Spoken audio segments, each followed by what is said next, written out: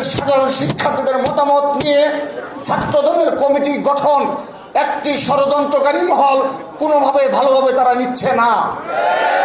তারা তাদের ষড়যন্ত্র অব্যাহত রেখেছে এবং তারা সোশ্যাল মিডিয়ায় সহ বিভিন্নভাবে ছাত্রদলের ইমেজ ক্ষুণ্ণ করার জন্যে তারা সোশ্যাল মিডিয়ায় নিয়োজিত রয়েছে এবং তারা ইস্যু খুঁজে বের করছে।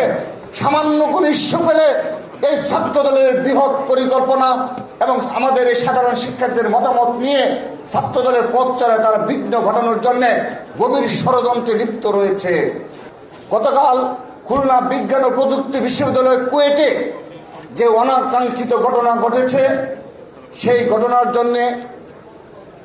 পুরো ঘটনার জন্যে অবশ্যই ছাত্রদলের সভাপতি হিসেবে আমি ব্যথিত, মর্মাহত এবং দুঃখ প্রকাশ করছি। যে বা যারাই এখানে আঘাতপ্রাপ্ত হয়েছে, আহত হয়েছে, সকলের সুস্থতা কামনা করছি এবং আমাদের একটি অগ্রগামী টিম, আমাদের ছাত্রদল কেন্দ্রীয় সংসদের সিনিয়র সহসভাপতি, সিনিয়র যুগ্ম সাধারণ সম্পাদক সহ ছাত্রদল কেন্দ্রীয় সংসদের একটি টিম ইতিমধ্যে খুলনায় অবস্থান করছে এবং তাদের চিকিৎসার খোঁজখবর নেওয়ার জন্য সচেষ্ট রয়েছে। আমরা আবারও দুঃখ প্রকাশ করছি, কিন্তু আজকের এই অনুষ্ঠান থেকে স্পষ্টভাবে বলতে চাই, আজকে কুয়েটের যে শুরুর যে ঘটনা, কে এই ঘটনার সূচনা করেছিল তাকে চিহ্নিত করে অতি দ্রুততম সময়ে বিচারের আওতায় নিয়ে আসতে হবে। গতকাল মধ্যরাত থেকে একটি ভিডিওর মাধ্যমে স্পষ্ট হয়েছে কত বড় ষড়যন্ত্র হচ্ছে, কত বড় ষড়যন্ত্রের মাধ্যমে ছাত্রদলের সাংগঠনিক কার্যক্রমকে প্রশ্নবিদ্ধ করার জন্য একটি মহল লিপ্ত রয়েছে। আমরা বিগত সময়ে বারবার এই বাংলাদেশে গুপ্ত রাজনীতির অবসান চেয়েছি। ঢাকা বিশ্ববিদ্যালয়ে প্রশাসনের সাথে যতবার ছাত্রদলের মিটিং হয়েছে ততবারই ছাত্রদল গুপ্ত রাজনীতির বিরুদ্ধে বারবার অবস্থান ব্যক্ত করেছে। আমরা বারবার আমাদের সকল সমাবেশে, সকল মাধ্যমে, আমরা সোশ্যাল মিডিয়াতেও আমরা বারবার এই গুপ্ত রাজনীতির অবসান চেয়েছি। বাংলাদেশে কোনো আন্ডারগ্রাউন্ড ছাত্র রাজনীতি থাকা চলবে না, আমরা এটি বারবার নিশ্চিত করেছি, দাবি করেছি। কিন্তু যারা আন্ডারগ্রাউন্ডে বেড়ে ওঠা, যাদের রাজনীতি হলো আন্ডারগ্রাউন্ড এবং গোপনে এবং ষড়যন্ত্রমূলক রাজনীতি, তারা আন্ডারগ্রাউন্ড রাজনীতি থেকে এখনো বের হতে পারছে না।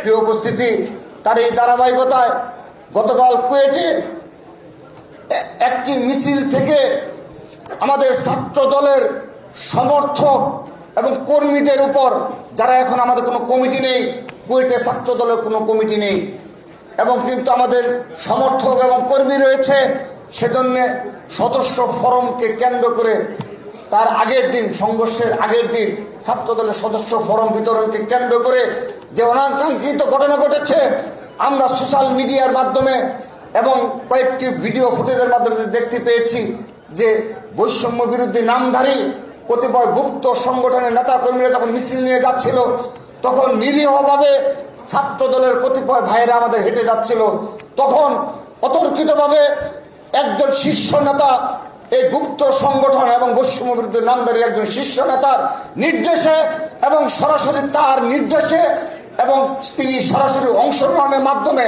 আমাদের ছাত্রদলের ভাইদের উপর আক্রমণ চালানো হয়েছিল। আমরা সেখানে সিসি ক্যামেরা রয়েছে, আমরা সবগুলো সিসি ক্যামেরা ফুটেজ বিশ্লেষণের মাধ্যমে পুঙ্খানুপুঙ্খ তদন্তের দাবি করছি। যে বা যারাই জড়িত থাকুক তাদেরকে বিচারের আওতায় নিয়ে আসতে হবে। এই দেশে আর মব কালচার থাকা চলবে না। যখন ইচ্ছে হবে আক্রমণ করা হবে, সেই কালচার আমরা আর মানব না। আমরা সেখানে সিসি ক্যামেরা ফুটেজ রয়েছে, আমরা সেগুলো বিশ্লেষণ করে বিশ্ববিদ্যালয়ের প্রশাসন এবং আইন শৃঙ্খলা রক্ষাকারী বাহিনীকে বিনীতভাবে অনুরোধ করছি, আমরা ধৈর্য সহকারে এই পথ পাড়ি দিয়ে এসেছি। বিগত 7 মাস অনেকগুলো অনাকাঙ্ক্ষিত ঘটনা ঘটেছে, যার মাধ্যমে বৃহৎ সংঘর্ষের সূচনা হতে পারত, কিন্তু ছাত্রদল নীরবে নিবৃতে আমরা আমাদের ছাত্র রাজনীতি, নতুন ধারার ছাত্র রাজনীতি উপহার কল্পে ছাত্রদল নিরলস পরিশ্রম করে যাচ্ছে। এই আমার ছাত্রদলের মহানগরের ভাইরা যারা রাজধানীর বুকে সবচেয়ে বেশি জুলাই আগস্ট আন্দোলনে ভূমিকা পালন করেছে এবং বিগত ফ্যাসিস্টদের বিরুদ্ধে যারা সবচেয়ে বেশি লড়াই করেছে, সংগ্রাম করেছে, যারা এই 15.5 বছর আমার এই ভাইরা, আমার এই মহানগর ছাত্রদলের ভাইরা যারা একদিনও বাবা মার সাথে ঘুমাতে পারেনি, যাদের নামে শতাধিক মামলা রয়েছে, যার সহকর্মীরা গুমের শিকার হয়েছে, যার সহকর্মীরা পাশে রেখে হত্যার শিকার হয়েছে, নির্যাতনের শিকার হয়েছে, স্বাভাবিক জীবন যাপন করতে পারে নাই, আমার এই মহানগর ছাত্রদলের ভাইরাই বাংলাদেশের নতুন প্রজন্মের মুক্তিযোদ্ধা।